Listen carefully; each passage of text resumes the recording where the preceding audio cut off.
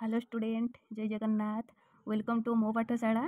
आज आम 7th class भूगोल बही द्वितीय पाठ जोड़ा कि कौन पढ़ुले पृथ्वीर अभ्यंतर है।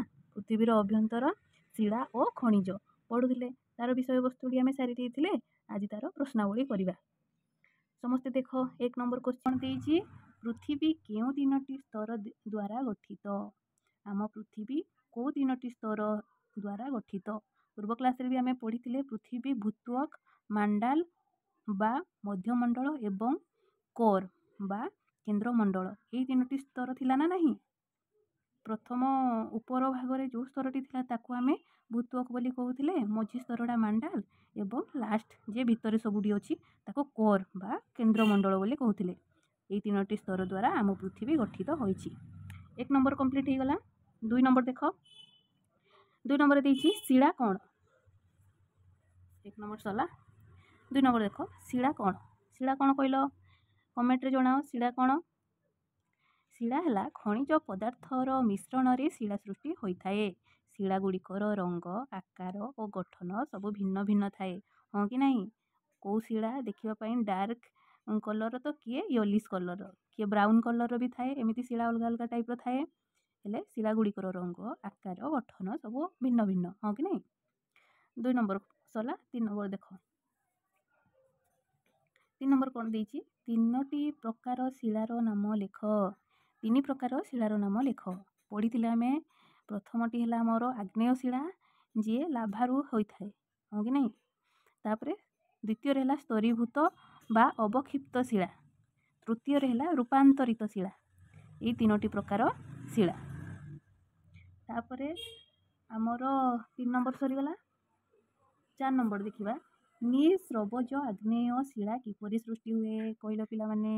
निस्रबज आग्नेय शिला किपरि सृष्टि हुए भूत्वक तले थिबा उत्तप्त तथा तरल माग्मा ज्वालामुखी दे भूपृष्ठ लाभा आकार रे जमा हुए।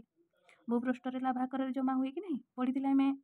तापर धीरे धीरे सी शीतल आ कठिन हो जाए ताकू आमे कौन कहवा निस्रबज आग्नेय शिला बोली कहवा। यहीपरि भाव में से सृष्टि होता है जितेबाला आसिकी पृथ्वीर भूत्वक उपरी भाग में जमा हो लाभाटा एवं धीरे धीरे शीतल आ कठिन परिणत हो बुझेगा। 4 नंबर टी सरला।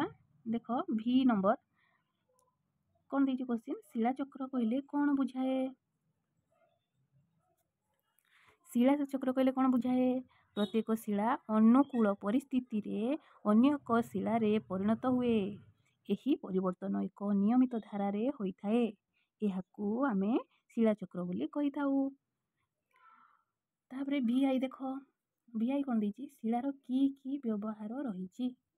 अच्छा पिला माने आमे जो शिला विषय पढ़ुछंती ताको आमे को कार्य लगे पारिबा कौन कौन तार व्यवहार करि पारिबा पढ़िथिले आमे। रास्ता गृह तथा अन्यान्य निर्माण कार्य रे शिला को आमे व्यवहार करि पारिबा। आमे रास्ता घाट जितेबाला तैयारी करुछंती सेठी कौन लागुची शिला छोटिया छोटिया पत्थर गुड़ा लागुची ना नहीं।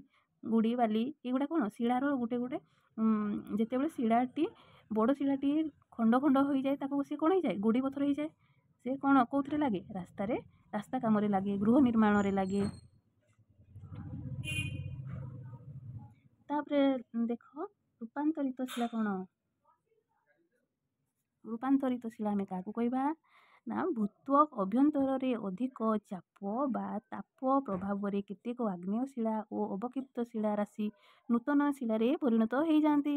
यहाकू रूपांतरित शिला बोली कहा जाए। ताप आ चाप प्रभाव रे आग्नेय शिला और अवक्षिप्त शिला राशि नूतन शिला रे जेतेबेले परिणत हो जाए ताकू आमे कोन कहवा रूपांतरित शिला बोली कहवा। उदाहरण रे जदि नेबा कर्दम शिला रूपांतरित होई प्लेट और चून पत्थर मार्बल रे परिणत हो जाए हाँ कि नहीं। तापरे नेक्स्ट देख 1 नंबरटा सरीगला। 1 नंबर आमर सरीगला। 2 नंबर देख कौन देछि 2 नंबर ठीक उत्तरटी बाछि लेख। आई नंबर पढ़ अर्धतरल माग्मारू केउं शिला सृष्टि होइथाए तार ठीक आंसर है आग्नेय शिला। 2 नंबर देख पृथ्वीर गभीरतम स्तर को कौन कह जाए पिला माने एटा मते कमेंट रे जणाओ। पृथ्वीर गभीरतम स्तर को कोर बोली कह जाए। प्रथम रे के रहिला भूत्वक मझिरे मांडाल तापरे हमर कोर। 3 नंबर देख सुना पेट्रोलियम और कोयला कौन सुना पेट्रोलियम आ कोयला कौन से गोटे गोटे खनिज हाँ कि नहीं से गोटे गोटे खनिज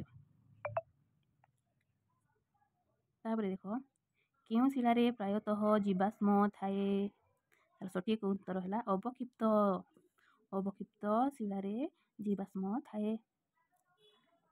नंबर 5 भी नंबर केउं स्तरटी पृथ्वीर सबुठारु पतला स्तर जो स्तरटा उपरे सबुठारु उपरे जो स्तरटा रहिला सेटा सबुठारु पतला कौन कहूतिले आमे ताकू भूत्वक बोली कहूतिले बुझिला। 2 नंबर हमर फिनिश हो गला। 3 नंबर देखिबा